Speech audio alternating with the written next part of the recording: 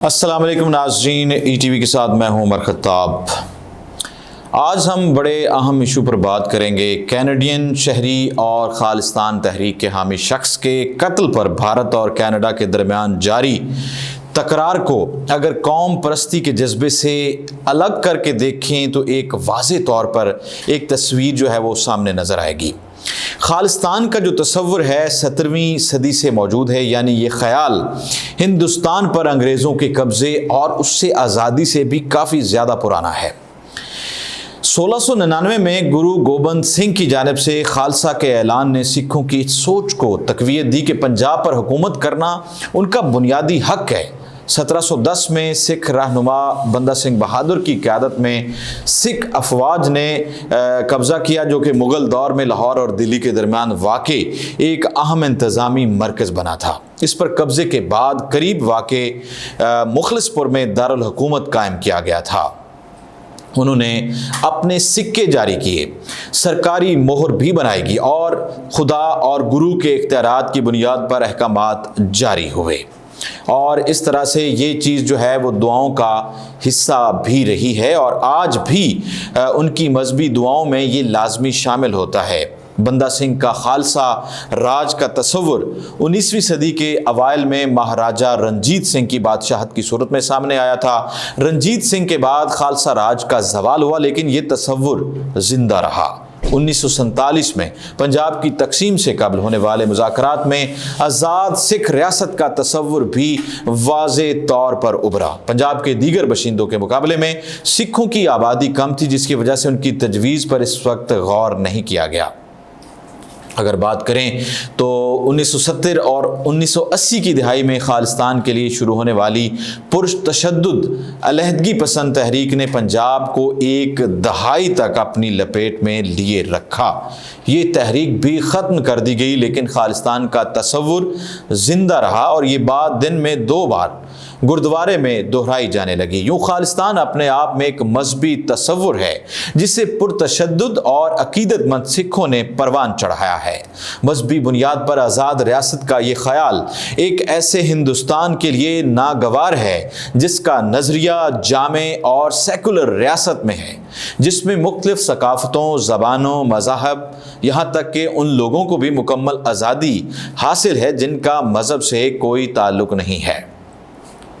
لہٰذا وزیر اعظم نریندر مودی کی حکومت میں بھارت ایک ہندو اکثریتی ریاست بنتا جا رہا ہے، ایک ایسا ہندو راشٹرا جہاں ان اقلیتوں کو ناپسندیدہ تصور کیا جاتا ہے جو اپنی آزاد ریاست کا مطالبہ کر رہے ہیں۔ نہرو کے بھارت میں ایسا ممکن تھا، لیکن آج کے ملک میں، بھارت میں، آج کے ہندوتا کے تحت چلنے والے بھارت میں یہ ہرگز ممکن نہیں ہو سکتا ہے۔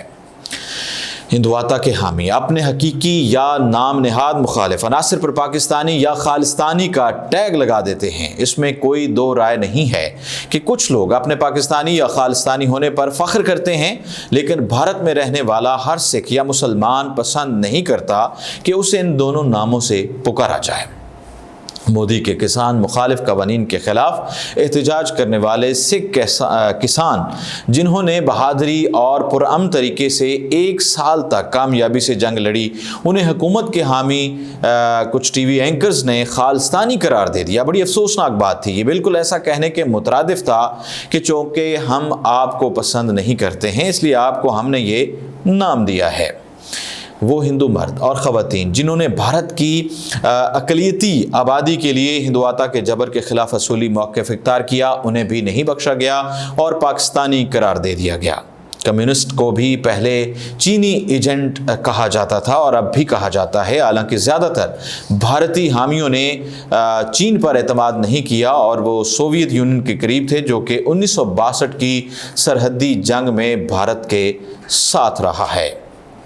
اس کے علاوہ کمیونسٹ شاعر کیفی اعظمی نے فلم حقیقت کے لیے سدا بہار قومی نغمے بھی لکھے۔ اس فلم میں چین کے ساتھ سرحدی جنگ میں بھارتی سپاہیوں کی بہادری کو بیان کیا گیا ہے۔ یہ تمام عناصر بھارتی شہریوں کی کینیڈا اور دیگر ممالک میں ہجرت کا باعث بھی بنتے رہے ہیں۔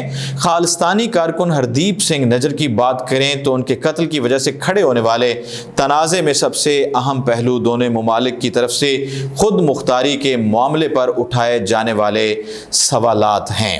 اور کینیڈا اس بات سے بہت نالاں ہے کہ اوٹاوا میں سفارت خانے سے منسلک بھارتی انٹیلیجنس نے کینیڈا کی سرزمین پر ایک کینیڈین شہری کو قتل کیا، جس سے اس کی خود مختاری مجروح ہوئی ہے۔ اور وزیر اعظم نے، جو کینیڈا کے وزیر اعظم ہیں، انہوں نے مشتبہ بھارتی ایجنٹس کے ہاتھوں ہردیپ سنگھ کے قتل کے خلاف اپنے غم و غصے کا اظہار کرتے ہوئے کینیڈا کی جمہوری روایت اور انسانی حقوق کو سراہا ہے۔